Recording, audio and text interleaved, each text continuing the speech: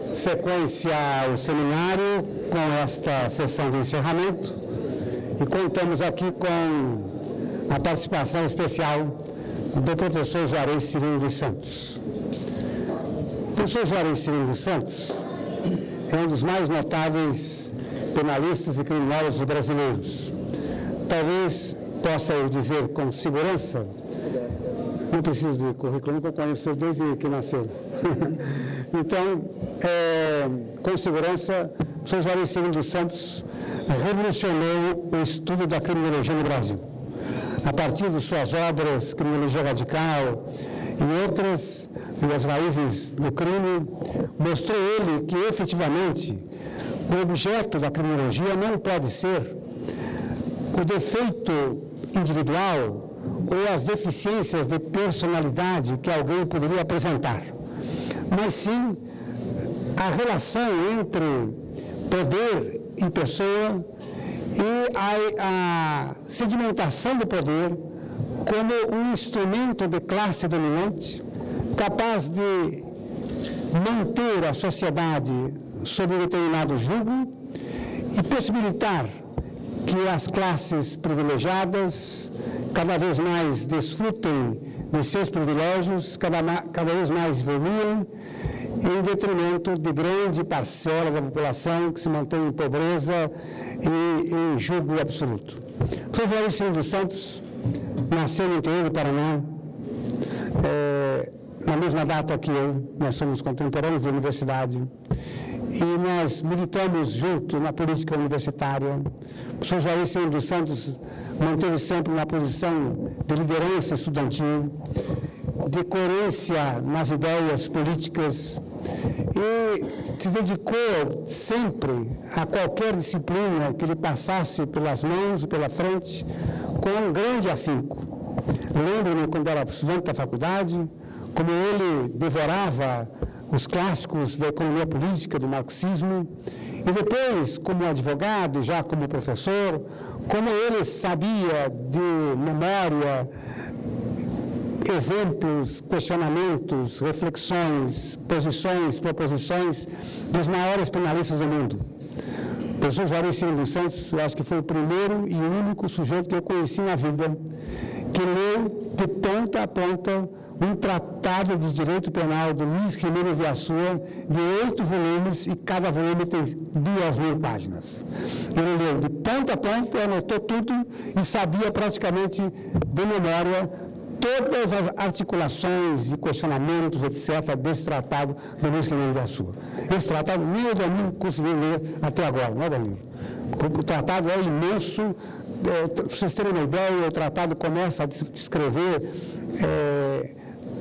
o direito comparado e passa a analisar o Código do Vietnã, depois da Índia, passa por todos os países, assim, aí vai construindo uma teoria do direito penal. O professor Juarez Cirino viu tudo. Então, realmente, desde aquela época, me impressionava muito a sua capacidade de leitura, a sua capacidade de reflexão e a sua inteligência. Mas há uma característica primordial do professor Juarez Cirino dos Santos, e que eu posso ressaltar aqui, é a sua coerência política. Desde que eu o conheci, em 1963, até hoje, nunca vi o professor Juarez Cirino dos Santos se afastar de um determinado objetivo, que é a defesa intransigente da pessoa humana em face do poder autoritário. Essa é realmente uma qualidade insuperável que pouca gente possui no Brasil. E, portanto, eu quero saudá-lo, Juarez Cirino, como meu amigo, grande professor, grande criminólogo, grande jurista e grande pessoa humana que você é. Dou a palavra ao professor Juarez Cirino dos Santos. Muito obrigado.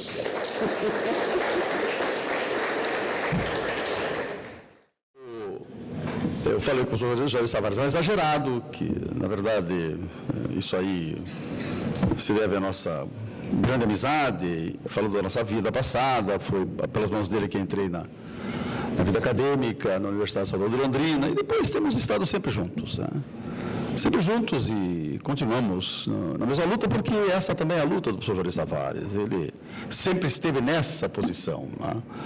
E E aquilo que ele atribui é também, sabe, o que marca a personalidade do Juarez Tavares. É alguém que é um defensor, evidentemente, dos direitos da pessoa humana, dos fracos, dos oprimidos, dos explorados e dos oprimidos pelo sistema do capital, etc.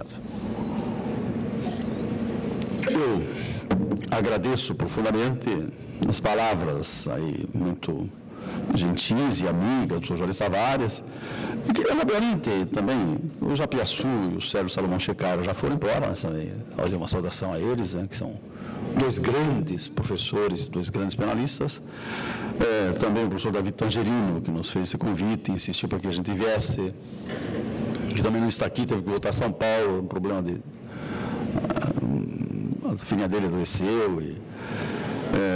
quero também cumprimentar a professora Ana Lúcia Sabadell, que sempre faz belíssimas palestras e é uma grande defensora, enfim, do feminismo, né?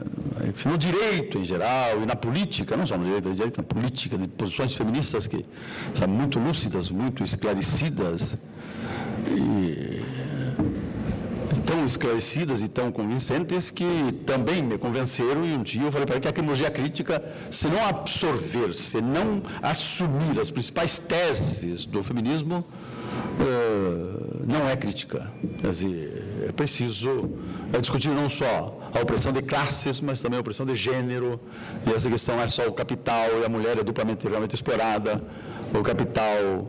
E o patriarcado, quer dizer, essa junção de capitalismo e patriarcalismo e patriarcado sabe, um binômio que oprime muito mais a mulher do que o homem. E também quero cumprimentar aqui o meu agora amigo Luiz Augusto Barreto, que foi muito gentilmente nos buscar no aeroporto, né? E agora nos buscar de novo no hotel. Levamos quase 2 horas para chegar aqui, mas chegamos. Né? O comentário é que uma cidade assim não funciona, não é possível, não tem como funcionar. E comentar o Vitor também, que eu não conhecia, nos conhecemos hoje, que está na organização desse encontro. Eu quero dizer que é uma grande alegria participar neste primeiro Congresso Internacional de Estudos Constitucionais Penais. Muito bem. Eu recebi do professor Tangerino um convite para falar sobre um tema que eu olhei e me pareceu muito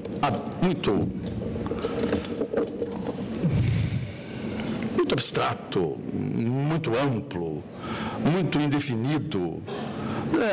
As filosofias penal e constitucional, alternativas de inclusão e de justiça social. E como é que um marxista, essa é uma qualidade que também nos marca, Juarez Tavares a mim, eu cumprimento aqui o Reinaldo, eu não tinha visto o Reinaldo, muito obrigado, Reinaldo, foi nosso aluno no Paraná, de graduação, de pós-graduação, nosso orientando no mestrado, hoje faz o doutorado aqui na UERJ, é um grande professor de direito penal e é professor da UFRJ, né? UFRJ. Muito obrigado pela presença, eu não tinha percebido, e, enfim, e alguns outros amigos que estão aqui, que eu não mencionei, por favor, me perdoem, sintam-se cumprimentados. Então, esse tema, como é que um marxista pode pensar em formas de inclusão social num sistema capitalista? Né? Se realmente eu sou um adversário do sistema, se eu sou um crítico do capital, né? Como eu posso pensar de formas de maior justiça social? Vivemos num sistema absolutamente injusto, quer dizer, excludente. Aí sim, quando eu vi essa perspectiva, de aqui é possível fazer um discurso. Quer dizer, deixando claro desde o princípio que no capitalismo alternativas de inclusão não existem. Nós vivemos numa das sociedades mais desiguais do planeta. Essa é a sociedade brasileira. E que produz, claro, a maior exclusão e marginalização possível. Vou pensar em formas de fazer o capitalismo funcionar. Eu sei que ele não funciona, ele não pode funcionar, ele funciona, enfim, só para o capitalista, é óbvio. E justiça social? Justiça social? Como uma justiça social é possível nesse tipo de organização social em que vivemos? Na verdade, eu me convenci de que o direito é a fonte, é a origem de todas as injustiças sociais. De todas as injustiças sociais. Nós vamos ter oportunidade, talvez, de aprofundar um pouco esta noção. Mas o que me impressionou, já que eu tinha que falar de Constituição e de direito penal, de inclusão ou exclusão, de justiça ou injustiça, eu achei que deveria começar mostrando a grande contradição que nós vivemos no momento. Uma grande contradição. Mas é a contradição entre o sonho das elites de poder econômico e político, de uma potência mundial. O Brasil, grande potência. Aí com os eventos da conferência, os grandes eventos, a conferência do meio ambiente, abril mais 20 de 2012, e a Copa do Mundo da FIFA, mais a Olimpíada, a Copa do Mundo da FIFA de 2014 e a Olimpíada de 2016. E as exigências dos comitês. E a política no âmbito internacional, das relações internacionais, que quer para o Brasil um lugar permanente no Conselho de Segurança da ONU, e um papel ativo no âmbito das economias emergentes. Assim, fala-se tanto nos BRICS, né? BRICS, Brasil, Rússia, Índia, China e África do Sul, potências emergentes. E a economia brasileira, quer dizer, com uma política agressiva em matéria de recursos naturais, a questão do pré-sal, do petróleo aí, submarino, e o agronegócio, né? O agronegócio, esse grande problema com o MST, quer dizer, com o movimento dos trabalhadores rurais sem terra, né? O agronegócio, com a soja, os combustíveis agrícolas, por um lado, o sonho, e por outro lado, a realidade, quer dizer, o povo, o pesadelo social. O pesadelo, o sonho e o pesadelo, mas não é um sonho, é um pesadelo. As manifestações e os protestos de rua, essas manifestações de protestos de rua, eu levei algum tempo para entender isso que estava acontecendo, porque era uma coisa extraordinária, esses movimentos espontâneos, sem organizadores, sem partidos políticos, sem entidades dirigindo, o povo nas ruas, os estudantes nas ruas, quer dizer, centenas de milhares de pessoas em todas as capitais e grandes cidades do Brasil. E o que fazia o povo nas ruas? O que eu consegui captar era um sentimento de enorme insatisfação. De insatisfação com as condições de vida precárias, insuportáveis. O trabalho, salário, moradia, saúde, transporte, educação. Uma revolta contra o Estado, contra o papel do Estado. Uma revolta contra o papel do Estado. Mas, no fundo, era essa a motivação, a revolta contra o papel do Estado. Claro, falando dos escândalos, dos salários altíssimos, dos cargos e funções públicas, da corrupção nos três poderes, porque isso é uma coisa que todos sabemos, né? É o poder executivo, o poder legislativo, o poder judiciário. Poder judiciário. No Paraná renunciou o presidente do Tribunal de Justiça por acusações de corrupção. Imagine, renunciou. Os juízes andavam cabisbaixos. Mas isso é uma coisa normal, quer dizer, não é só, é São Paulo, o Tribunal do Trabalho, é uma coisa. E o povo percebia que existe verba, existe dinheiro para os estádios, para as obras da Copa, mas não existe dinheiro para a saúde, para o transporte, para a educação. Mas esse era o protesto. Esse era o protesto que levava as pessoas espontaneamente às ruas. E muita gente se politizou nesse processo. Você tomou consciência dos problemas e por isso foi importante. E para o povo, para o povo. Isso é parte do grande pesadelo que nós vivemos. Uma política de opressão e de repressão. Na verdade, é isso que existe para o povo. Esse é o programa do Estado para o povo pobre da periferia. No campo, você tem as oligarquias latifundiárias que invadem, destroem e matam. Invadem acampamentos, assentamentos na área rural e matam. Destroem as tendas, a cobertura, enfim. Matam líderes, matam homens, matam mulheres, crianças. Eu sei, porque eu acompanho isso como advogado do MST. Isso acontece toda semana, quase no Brasil inteiro. Invasões, destruições e mortes de acampamentos, em acampamentos e assentamentos rurais. E os assassinatos de líderes e de militantes, camponeses e indígenas. Está aí todos os dias na imprensa, que lutam pela terra e contra o agronegócio. Porque o agronegócio se funda exatamente nessa monocultura e no latifúndio, que é a origem dos trabalhadores rurais sem terra. Isso no campo. E na cidade? Na cidade a situação, eu acho que chega a ser pior. Nós vivemos numa situação, há uma política do Estado de guerrilha oficial, política oficial de guerrilha, de guerra contra o povo, bélica, política de guerra. Ou não é guerra isso que fizeram, por exemplo, aqui, as polícias municipal, estadual, federal,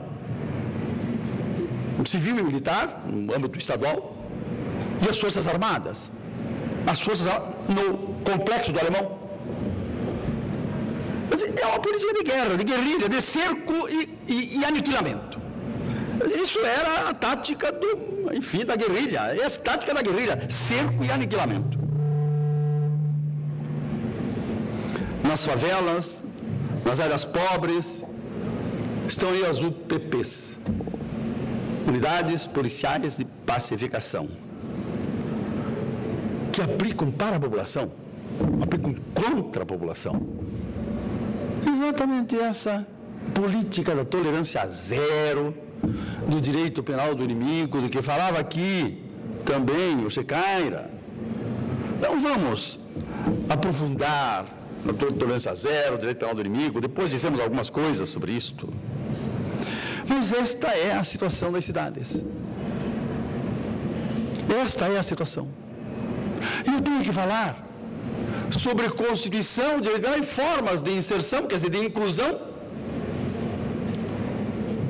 e de justiça social. Aí eu fui para a Constituição.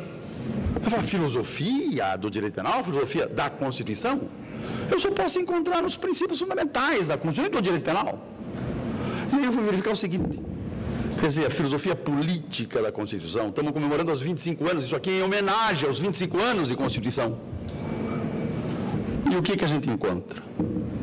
No artigo 1º, os estados, o Distrito Federal e os municípios se constituem no Estado democrático de direito, Estado democrático, Estado de direito. Eu queria examinar exatamente esse Estado de direito. Estado de direito. Claro que nós saíamos de uma ditadura.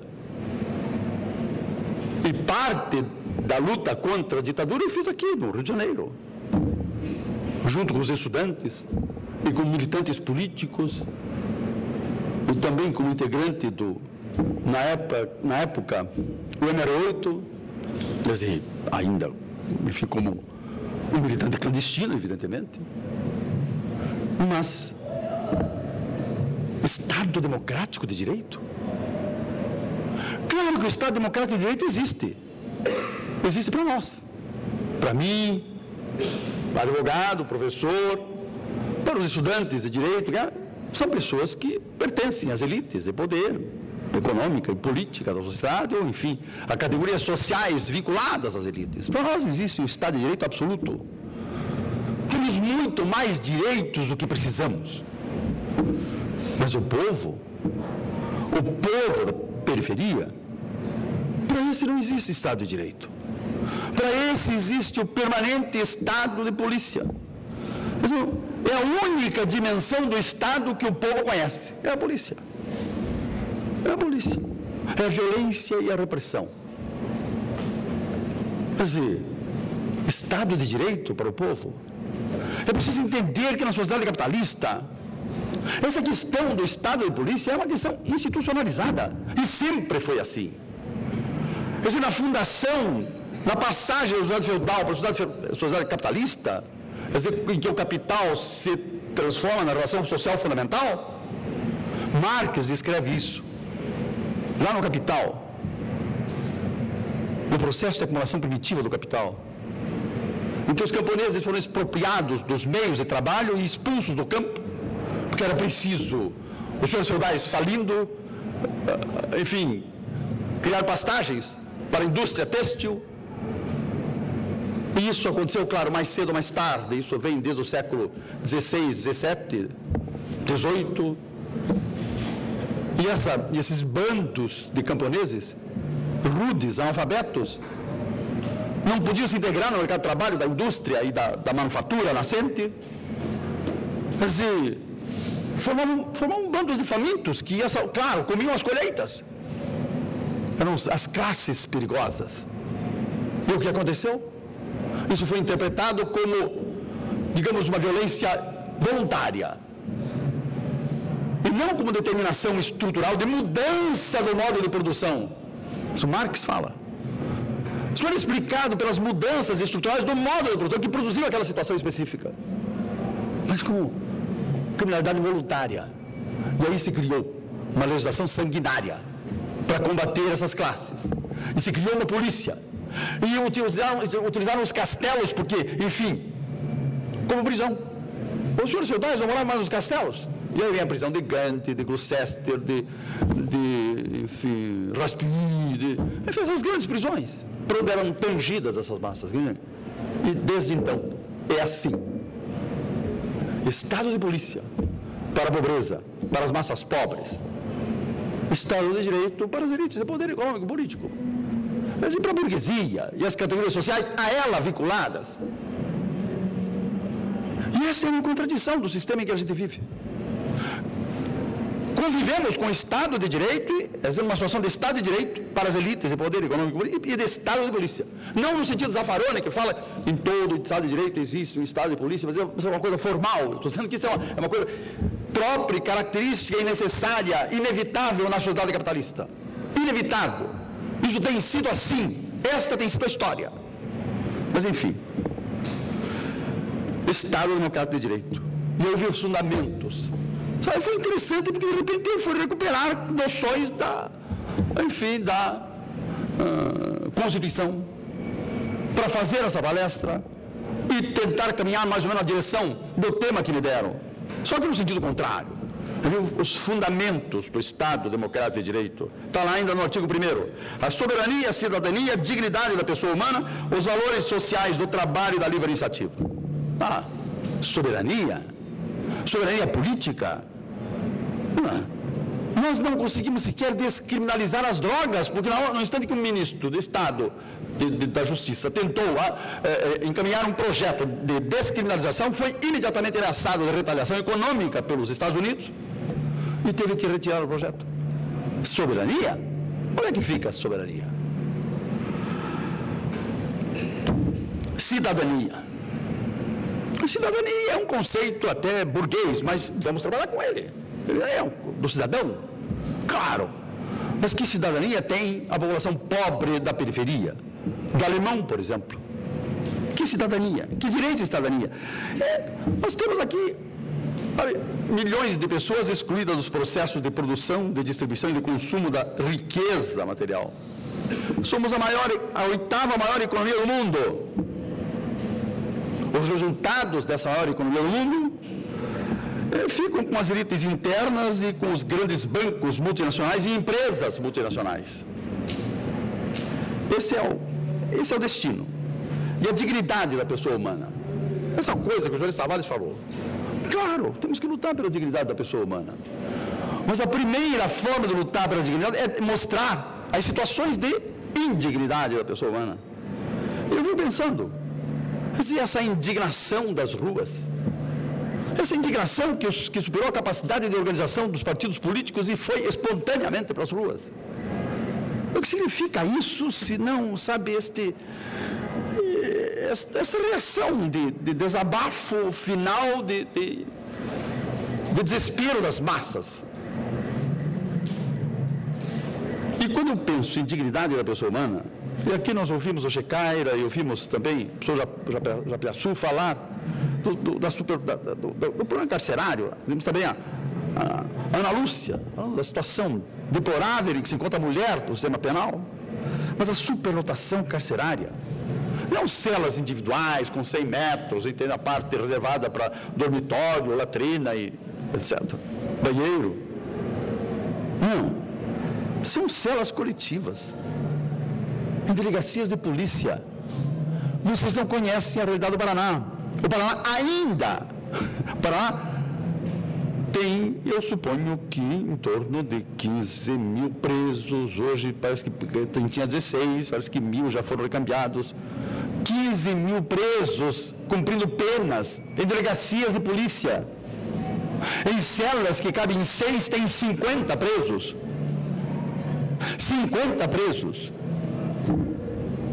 Os delegados não podem mais fazer inquéritos para esclarecer fatos, porque eles foram transformados em carcereiros.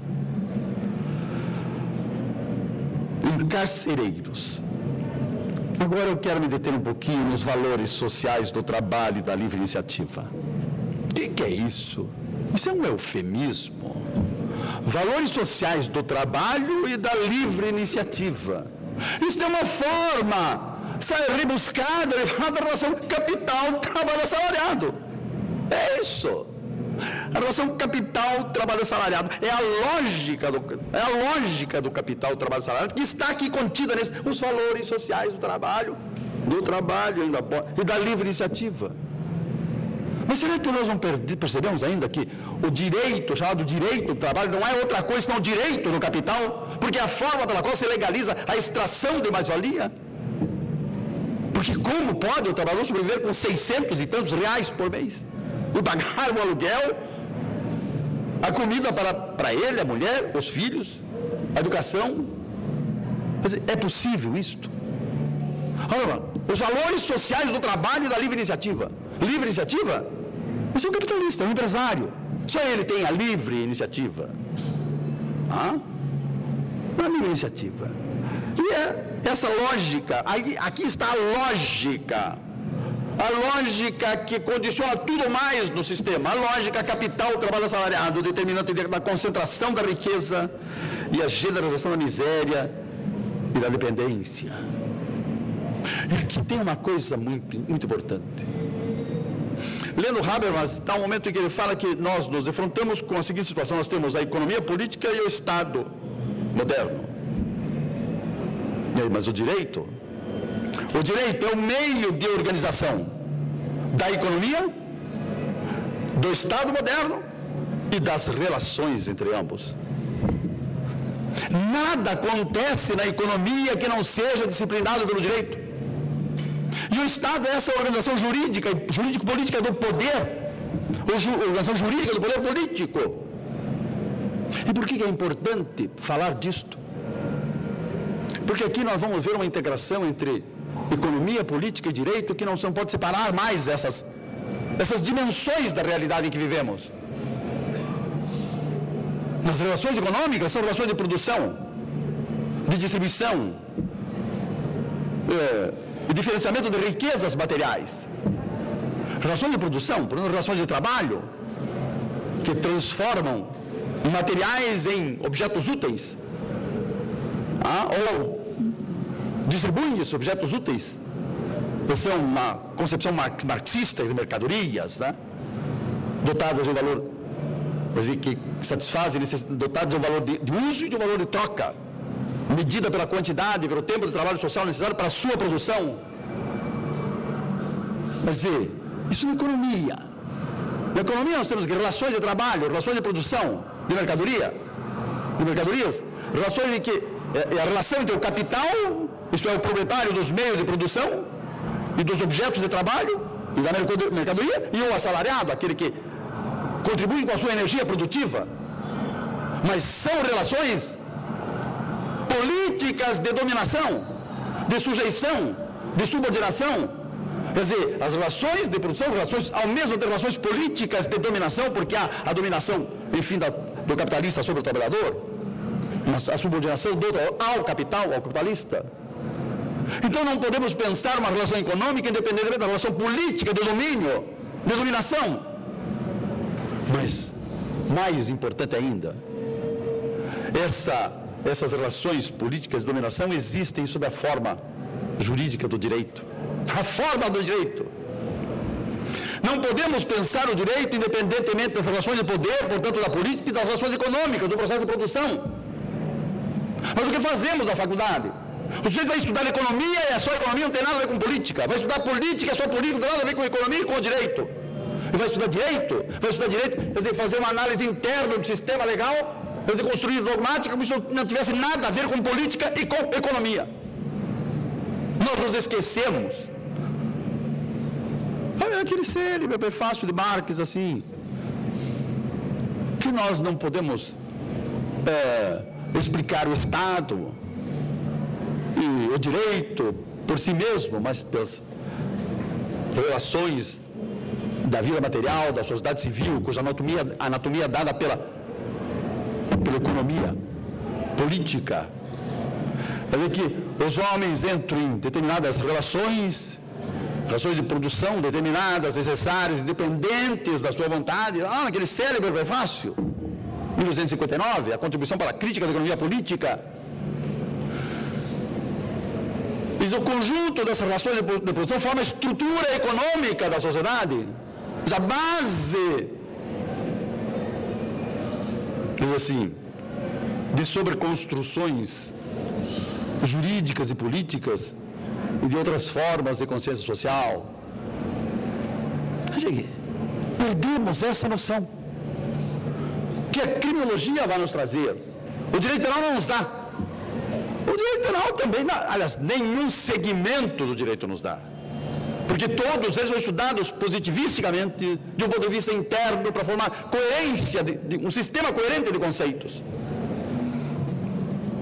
Pois é essa desgraça que produz isso que nós estamos aqui tentando recompor, quer dizer, esta separação, essa compartimentalização do saber, e criamos economistas alienados, juristas alienados, políticos alienados, porque não têm a capacidade de entender a relação desses componentes das relações sociais.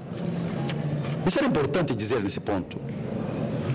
Mas eu fui pesquisar os objetivos fundamentais desta sociedade assim organizada na Constituição, o Estado democrático, sob esses fundamentos da soberania, cidadania, dignidade da pessoa humana, valor social do trabalho e da livre iniciativa, que esconde esse discurso que acabamos de fazer.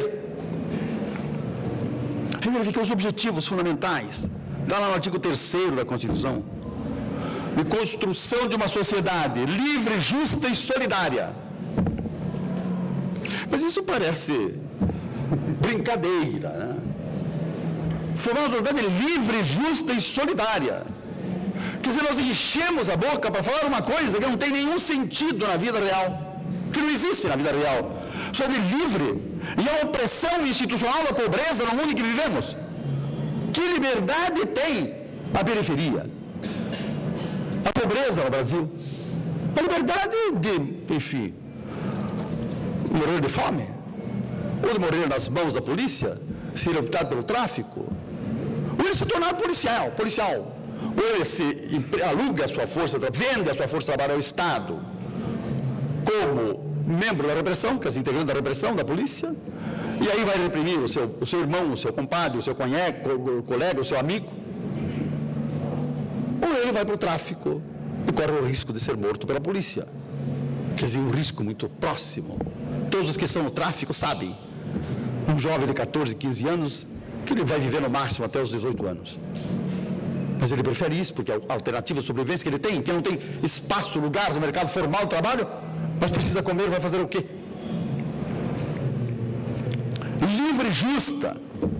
E nós temos acabei de escrever a injustiça dessa estrutura social desigual, fundada na propriedade privada dos meios de produção.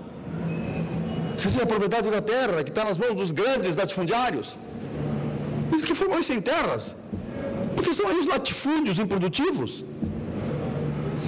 E a indústria, a tecnologia. Quer dizer, cada vez indústrias maiores e multinacionais, transnacionais e solidária. Quer dizer, solidária? Quer dizer, o capitalismo produz esse mais profundo individualismo e egoísmo dos seres humanos que permeiam todas as relações sociais.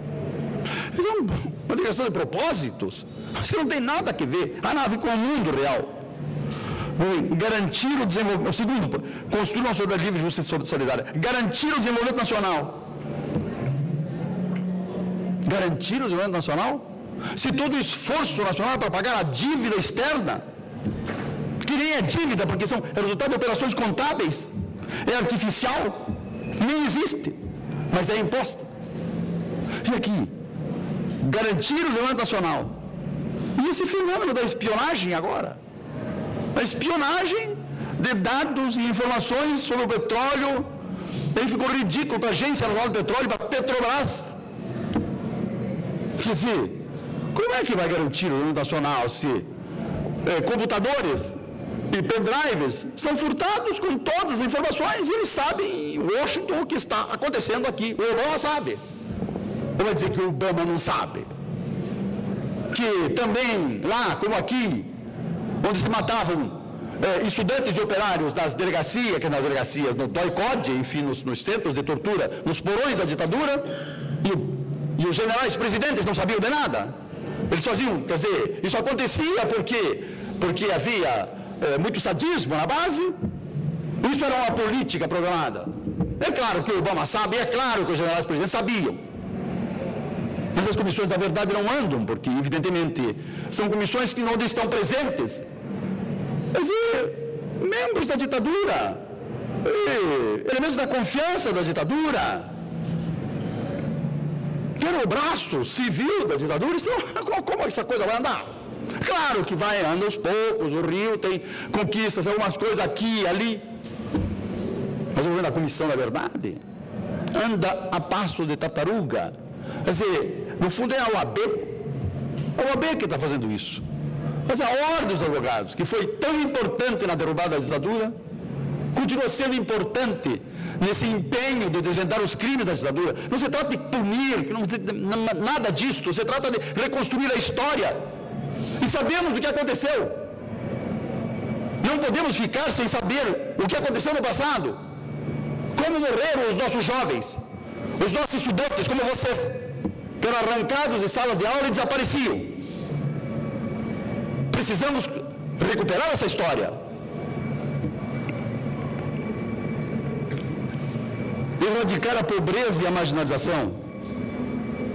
Erradicar a pobreza e a marginalização. Eu confesso que eu tive esperanças quando vi essa Constituição. Especialmente quando nós elegemos, porque eu elegi o PT. Mas com Bolsas Família, erradicar a pobreza e a marginalização com Bolsas Família, quer dizer, com migalhas, não mexemos nas relações de propriedade. Não, o governo corre o risco de cair, mas se tiver que cair, que caia. Quer dizer, vamos fazer a revolução, vamos fazer a transformação, o povo vai apoiar. Reduzir as desigualdades sociais e regionais, isso é mera retórica. Promover o bem geral sem preconceitos. O que dizem os moradores do Alemão e das favelas, enfim, da periferia de todo o Brasil, que está em permanente estado de sítio? Estado de sítio, porque essa ideia do Rio de Janeiro não só ficou no Alemão, tem 60 e tantas favelas aqui, que está assim, nessa situação das UPPs. São Paulo, Paraná também. É uma ideia fantástica, né? E aí, os direitos e garantias fundamentais. O célebre artigo 5º da Constituição. Direitos e garantias fundamentais. A primeira coisa que aparece aí é a igualdade geral perante a lei. Mas a Ana Lúcia nos mostrou aqui, não só a desigualdade de classe, mas a desigualdade de gênero. Uma desigualdade de classe que atinge homens e mulheres, que é produzida pelo capital. A desigualdade de gênero, que afeta as mulheres. E aqui que se vê oprimida pelo capital e pelo patriarcalismo. Quer dizer, essa questão do patriarcado. Sociedade patriarcal. Temos todos esses vícios, dos quais precisamos nos desvestir, precisamos fazer permanentemente uma autocrítica, porque internalizamos a ideologia dominante e não vemos isso, não tomamos consciência disso. Mas igualdade perante a lei e o direito penal do inimigo, que é um direito penal desigual por excelência, que propõe um sistema de imputação desigual. Por que é desigual? Porque o sistema penal diz assim, para o cidadão é julgado pela sua culpabilidade e pelo fato passado, com todos os direitos e garantias legais. E o inimigo, é o direito penal do inimigo, esse é julgado por sua periculosidade ou perigosidade para evitar o fato futuro. Submetido a medidas de coerção para evitar o fato futuro. Deixa eu dizer duas ou três coisas para vocês. O sistema de imputação penal e o sistema de imputação processual diz assim, no processual, o cidadão deve ser processado segundo os princípios, segundo o sistema acusatório, observando seu processo legal devido, com o contraditório, a ampla defesa, a presunção de inocência, a exclusão de provas obtidas por meios ilícitos. E o inimigo? O inimigo é um sistema inquisitório. Mas é isso que diz textualmente o Jacobs. O sistema inquisitório, não é um sistema acusatório. Quer dizer, o due legal process, o due process of law, não existe para o inimigo. Quer dizer, o sistema inquisitório, o processo não precisa ter forma de justiça. Ele diz, não precisa ter forma de justiça. Porque tem que ter a forma da guerra. A guerra contra a periferia, a guerra contra o alemão, a guerra contra as favelas, a forma da guerra. Dizer assim, é preciso matar o terrorista, ainda que com isso pereçam terceiros inocentes. Mas qual é o motivo dessa guerra contra o alemão? É o combate à droga. É a guerra contra a droga, mas a guerra contra a droga existe de fato como guerra contra o povo. Nós já vamos ver da matança. Já vamos falar da matança. E o próprio Jacobs fala da jurisdição, que não pode ser absoluta, que tem que ser relativa. Tem que ser relativa. E ele está pensando em quem? Está pensando no terrorista. Como se o terrorista pudesse ser resolvido, que se fosse pudesse ser resolvido pelo direito penal. O terrorismo é um problema de política internacional. Como é que o direito penal pode resolver a questão do ETA, enfim, do Irã, da Palestina? Como que pode resolver? Isso é uma forma de discurso que vem para dentro. O terrorismo só se resolve com tratados, com convenções, com concessões, com conversações. É assim que se resolve. É um problema político, é um problema jurídico, e é um problema legítimo. Porque as populações minoritárias que lutam pela sua independência e praticam atos terroristas, que encontram a única forma possível de dar ênfase aos seus interesses. E o terrorismo oficial? E o terrorismo de Estado? E o terrorismo do Bush e do Obama? Contra os árabes, contra o Iraque, contra todos os povos que ousam se opor. Isso é o terrorismo, esse é o verdadeiro terrorismo. Esse terrorismo eletrônico, que você vê pela televisão, aqueles foguetes partindo, e você vê a explosão, mas você não vê o sangue, você não vê o grito, você não vê o sofrimento, você não vê a dor, você não vê o desespero. É tudo muito asséptico, tudo muito bonito. É como se fosse mais uma forma, uma versão das histórias do James Bond. Ficamos fascinados com isso, porque isso não nos atinge. Esses foguetes não estão caindo da nossa cabeça. Enfim, esse é o problema. Terrorismo. Fala da criminalidade econômica, organizada, sexual. Ele até para a cooptação, conseguir legitimação, falou criminalidade econômica. Também o sonegador é inimigo. O integrante da criminalidade organizada, os criminosos sexuais. É um apelo popular. É um apelo para os criminosos sexuais. Os habituais, os reincidentes. Na verdade, por que eu estou falando disso? Se o direito penal do inimigo é uma teoria europeia, mas é uma teoria europeia que veio e foi assimilada, o Ministério Público no Brasil incorporou isso. Nem todos, evidentemente, tem grandes promotores, o professor Estalares, que foi membro do Ministério Público, nunca, porque ele é um grande crítico do direito penal do inimigo. Mas ele sabe que como isso fez sucesso entre os repressores, porque trouxe um discurso. Ministério Público Federal, Estadual, mas mais do que isso, não só o Ministério Público, a magistratura estadual e federal, mais do que isso, os nossos juízes já incorporaram isso inconscientemente.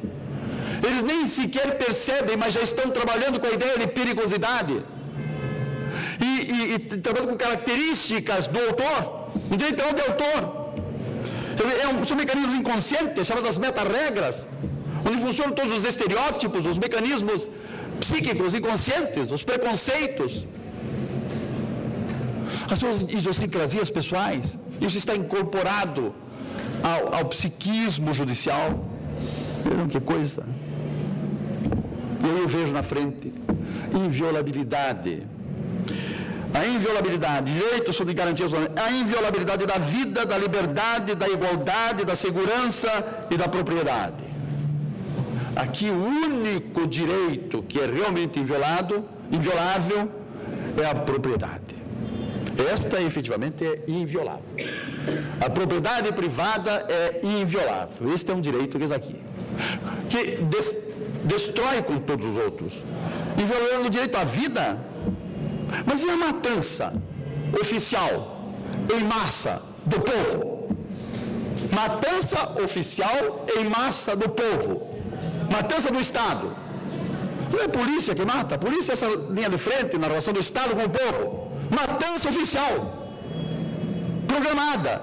O Estado tem dois programas para o povo: é a matança em massa e o encarceramento em massa. São os dois programas do Estado, que ele cumpre com toda a eficiência, em todo o país. A matança do povo não foi a OAB, que nos revelou agora recentemente, que nos últimos 10 anos, a OAB, tem mais um órgão que eu não me lembro o nome agora, que estava junto nessa pesquisa, OAB, nos últimos 10 anos, ocorreram mais de 10 mil assassinatos pela polícia, isto é, pelo Estado, não é a polícia, é o Estado, no Rio de Janeiro, no Estado do Rio de Janeiro, pelo Estado, no Estado do Rio de Janeiro. E aí apareciam os autos de resistência, os desaparecimentos. Onde é que foi parar o Amarildo? Onde é que foi parar o Amarildo? Isso fica assim. Isso fica 10 mil assassinatos. Mas isso é muito mais do que a guerra no Iraque. 10 mil só no Rio de Janeiro. Nos últimos 10 anos. E nos últimos 10 anos, quantos mil assassinatos no país? Isso é muito mais do que aconteceu na ditadura militar. Na ditadura militar nós ficamos impactados porque eram os nossos amigos, os nossos conhecidos, eram as elites, enfim, a juventude da classe média que era destruída. Mas agora é a periferia. Nós não os conhecemos e não sofremos com o seu extermínio. Mas quando a gente comparece em alguma conferência que trata dessa questão, aparecem as mães que estão organizadas em associação e narram o drama que elas viveram e a morte dos filhos, e choram, elas sofrem. Talvez você lembra disso, aí um congresso da Emerge, foram as mães que participavam dessas associações.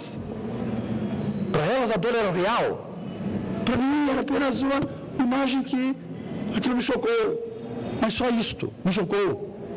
Mas ela chorava. 10 mil só no Rio, e o resto, quantos? 100 mil? 50 mil? Nos 10 anos não sabemos, não temos estatísticas, mas isso acontece. Esse é o Estado.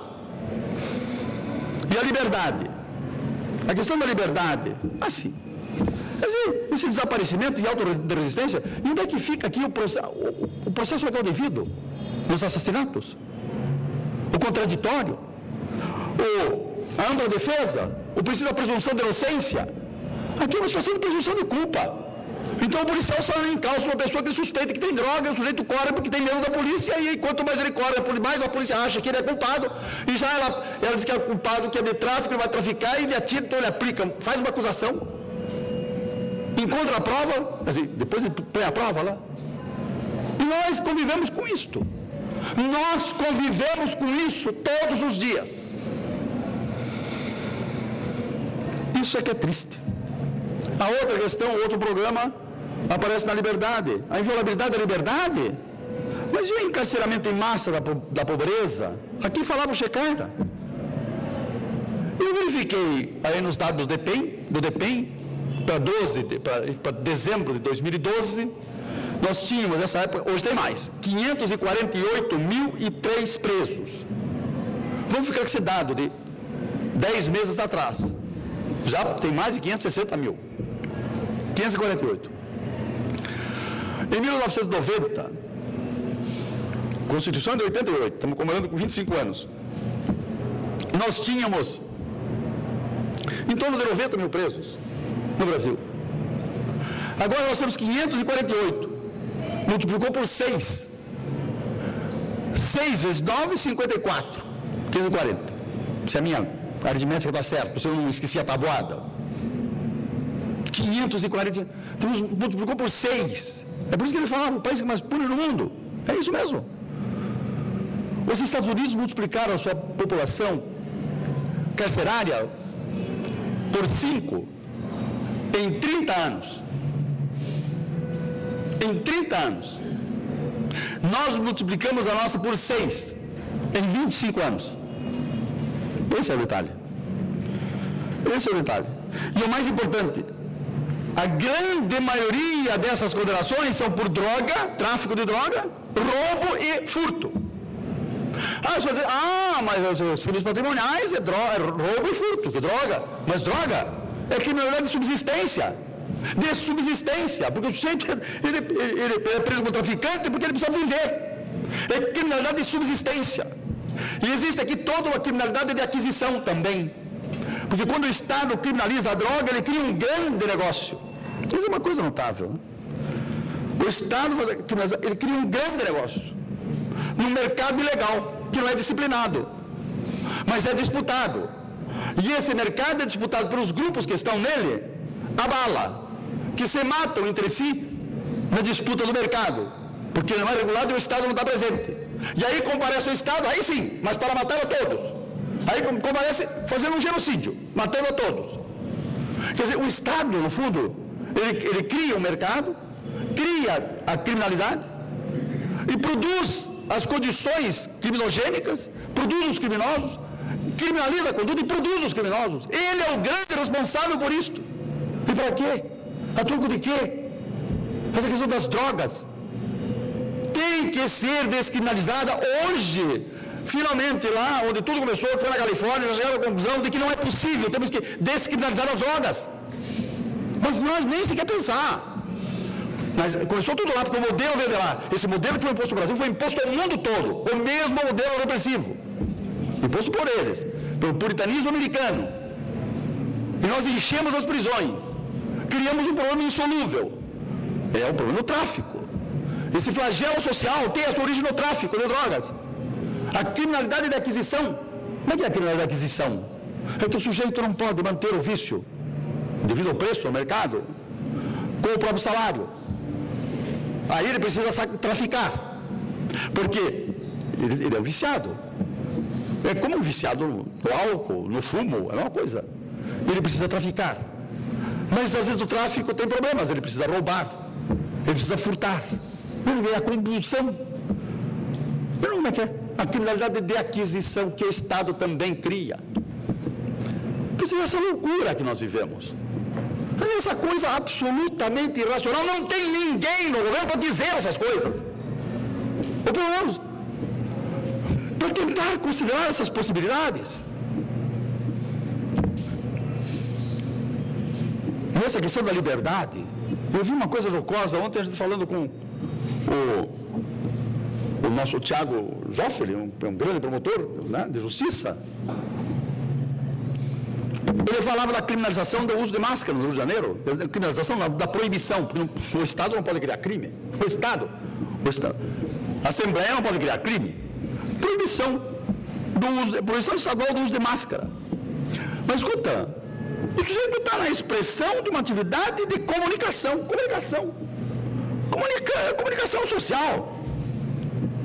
Isso é um direito, sabe, é um direito da Constituição, a expressão de atividade de comunicação, sem licença ou censura. Aí chega um policial e prende o Batman, porque prendeu o Batman, é o sujeito, tá? Que dá a fantasia de Batman. E chegou para eles, não, escuta, você tira a máscara, se identifique. Mas por que eu preciso me identificar? Claro que você precisa. Mas escuta, hoje todo mundo sabe que eu sou o milionário Bruce Wayne. Foi preso. Chega um cúmulo do ridículo. Foi isso assim? Todo mundo sabe. Por que eu preciso me identificar? Todo mundo sabe, afinal de contas, que eu sou o milionário Bruce Wayne. Uau! E a igualdade, a segurança, né? Igualdade, que bobagem, retórica, moldura, discurso encobridor. Só a propriedade é que é garantida. Eu estou caminhando para terminar isso aqui, eu não queria falar tanto, né? A segurança, né? Fala a segurança da não submissão à tortura ou a tratamento desumano ou degradante. Está lá na Constituição. Ninguém será submetido à tortura ou a tratamento desumano ou degradante. Tortura? Só pode dizer isso que não vai numa delegacia de polícia. Ou você vai, quer dizer, claro, não aparece, mas você não sabe o que acontece nas delegacias de polícia. Eu tive uma aluna do doutorado que fez uma pesquisa sobre a tortura policial. Eu disse, mas eu não sei como é que eu posso fazer essa pesquisa. Digo, é muito simples. Converse com as pessoas que foram condenadas no processo penal e que confessaram no inquérito. Certamente, a grande maioria foi torturada. E aí ele encontrou a forma. Aí ela demonstrou por A mais B quanta tortura existe na polícia. A tortura é uma prática diária, é método de investigação. Aliás, o Checcara aqui falava disso. Ele falava, manda o chá das 5. Quer dizer, o que era? Era o telefone, né? Batendo, sei lá, tortura. Mas por que está torturando? Porque estão presos. Tratamento desumano degradante? E o que acontece nas favelas, na periferia, das UPPs? Ele vê a inviolabilidade da pessoa, a sua intimidade, vida privada, e as revistas corporais, as buscas policiais. O advogado não consegue entrar numa penitenciária sem passar por uma revista completa. As mulheres, então, nas partes íntimas. A casa como asilo inviolável. A casa como asilo inviolável. Onde o sujeito não pode, sem o consentimento do proprietário, entrar ou permanecer. E as invasões policiais. E o policial que chega, metendo o pé na porta, diz, eu venho aqui porque tem droga. Arrebentando a porta, o cadeado, levando as pessoas. Sem mandado, sem nada. É porque eles são policiais. Mas como fica isso aí? E o sigilo? O sigilo de correspondência, de comunicação, eu quero dizer isso por uma coisa, que a Constituição fala no artigo, no inciso 12, sigilo de correspondência, de comunicações telegráficas e de dados e telefônica. A única exceção, diz a Constituição, é a violação, isso pode ser violado, pode ser suspenso, esse sigilo pode ser quebrado por determinação judicial, nas hipóteses e formas legais, para fins de investigação criminal e de instrução processual penal. E aí veio a Lei 9.296, de 96, fala sobre interceptação telefônica, e eu precisei fazer um discurso sobre isso na última conferência da OAB, que foi em Curitiba. Eu sustentei, me convenci que isso é absolutamente inconstitucional, porque isso colide ou infringe princípios superiores do chamado Estado de Direito. Que princípios superiores são esses? O princípio do contraditório. O contraditório é o único espaço possível da prova criminal, é o espaço exclusivo da prova criminal. Igual eu posso usar uma conversação telefônica interceptada, que o sujeito não sabe que está sendo gravado. E como é que fica a questão, por exemplo, da ampla defesa? Da própria autodefesa, do sujeito da defesa técnica, e o mais importante, a violação da proteção contra a autoincriminação, o princípio nemo tenetur, que protege o sujeito contra a autoincriminação. Aliás, é tão importante isso que a Constituição estabelece, a Constituição também estabelece que o preso, todo preso, deve ser informado de seus direitos, especialmente o de ficar calado e de consultar previamente um advogado. E esse princípio, nemo tenetur, exclui toda a prova obtida por coação, ardil ou engano, quer dizer, a confissão obtida assim. Então, para que serve essa interpretação telefônica? Serve, evidentemente, para a repressão penal. Mas eu me convenci de que eu preciso escrever esse artigo. Tinha vários advogados junto pedindo que eu escrevesse, porque eu tenho outras coisas, fui deixando, mas eu preciso escrever esse artigo. Porque isso é absolutamente inconstitucional. E, agora, realmente para finalizar, pensar do direito penal, no direito penal eu só posso pensar no direito penal mínimo. Quer dizer, para mim a única filosofia que informa a minha preocupação do direito penal, todo o meu trabalho, é a filosofia do direito penal mínimo. A pena se baseia na ideia de liberdade. Como é que eu posso punir se eu não pressuponho a liberdade de agir de outro modo? Precisamos da culpabilidade, ainda que metafísico, né? Ainda que metafísico, porque se trabalharmos com a ideia da prevenção geral ou especial, positiva ou negativa, como se queira, não tem limite. Isso é correção. Então, quanto mais tempo o sujeito ficar na cadeia, mais corrigido ele será. Se é intimidação, quanto maior a pena, maior intimidado ele será, mais intimidado ele será. Quer dizer, não tem limite. Que a culpabilidade funciona como limitação, até mesmo pelo princípio da culpabilidade, da proporcionalidade. A pena não pode exceder o princípio, o limite da culpabilidade. Trabalhar com o princípio da proporcionalidade, sim, na sua dimensão de adequação, de necessidade, de avaliação. É muito importante, as pessoas não trabalham com esse princípio. E o que esse princípio quer nos ensinar é o seguinte: a primeira pergunta que você deve fazer quando se trata em criminalizar um comportamento ou de criminalizar um sujeito, nós vamos partir do comportamento. É dizer assim, essa pena, quer dizer, a pena é adequada para a proteção do bem jurídico? Essa é a pergunta. Sim, a pena é adequada, mas tem outras coisas. Poderia ser um direito civil, poderia ser uma multa, poderia ser uma sanção administrativa.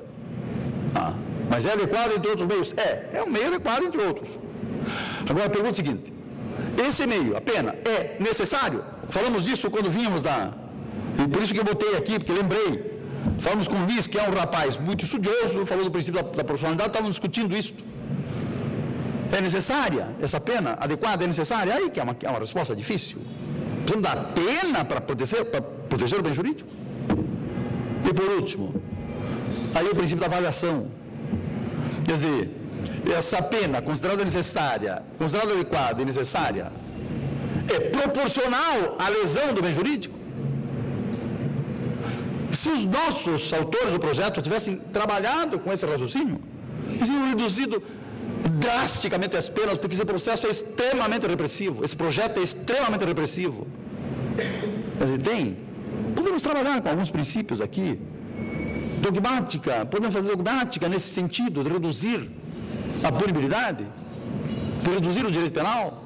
O Juarez Tavares está com a ideia de acabar com o dolo eventual, porque a dificuldade de você distinguir o dolo eventual da imprudência consciente, essa coisa, e a dificuldade de você configurar uma situação de dolo eventual. Quer dizer, você corre muito risco de punir por dolo uma coisa que na verdade seria imprudência, ou seria culpa. Acabar com o dolo eventual é uma forma de reduzir o direito penal. O princípio da lesividade, a questão da lesão mínima, o princípio da lesividade, quer dizer, a questão do princípio da insignificância está ligada ao princípio assim como o princípio da proporcionalidade, a ideia da proporcionalidade evita penas excessivas, o princípio da lesividade não permite a punição de lesões mínimas do bem jurídico. O cara então furtou uma melancia, ou furtou um litro de cachaça, ou tentou furtar. Como eles encontram um jovem, para lá encontram vários. Tinha lá um rapaz que fazia 6 meses, estava preso a uma delegacia de polícia, por quê? Ele tentou furtar um litro de cachaça no supermercado. Ele não conseguiu, tentativa de furto de um litro de cachaça. Uma garrafa de cachaça, não um litro, uma garrafa de cachaça. E teve o gosto de tomar cachaça. Quer dizer, nos crimes contra o patrimônio, contra a integridade física, é a questão do princípio da humanidade, né, que se funda exatamente no princípio da dignidade da pessoa humana, que a Constituição coloca como fundamento a dignidade da pessoa humana. Mas e como é que ficam as execuções cruéis de pena? Claro, nós temos penas cruéis que a Constituição não estabelece. Mas nós não nos preocupamos não temos penas cruéis estabelecidas explicitamente, mas temos a execução cruel de penas. É a mesma coisa. Execução cruel de penas. Os sujeitos que estão cumprindo pena em delegacia de polícia, em celas que cabem 6, tem 50, eles estão cumprindo pena, executando pena em condições absolutamente cruéis, porque ali acontece tudo. Isso é uma crueldade. O Estado tinha que ser processado por isso. Mas o que adianta? Não adianta, vamos denunciar, pelo menos. E o RDD? O regime disciplinar diferenciado? O sujeito fica 2 anos incomunicado, fica louco. Agora quer levar para 6, quer para 20, para 10. Isso é absolutamente... Isso é uma questão... Parece que ficaram idiotas. Ou sempre foram, e a gente não sabia. E por que tudo isso? Porque o sistema penal, qual é o fundamento de tudo isso, do direito penal mínimo? Porque o sistema penal, e isso o Barata nos mostrou com todas as letras. Nós que trabalhamos lá pessoalmente com o Barata, a Ana Lúcia, que foi assistente do Barata durante muitos anos em Saarbrücken, eu que tive o privilégio de ficar 2 anos com o Barata e de traduzir o livro dele, que ele me pediu que traduzisse, né? Criminologia crítica do direito penal, porque essa criminologia crítica, ela toma o direito penal como objeto de crítica, e o sistema da justiça criminal. Quer dizer, o sistema penal só serve para garantir e reproduzir, para garantir a reprodução das relações sociais desiguais. É só para isso que serve, para garantir a sobrevivência de uma sociedade desigual. É só o direito penal que garante. O direito penal não institui. Quem institui é a Constituição. É o direito civil, o direito do trabalho. O direito penal garante. Porque pode prender.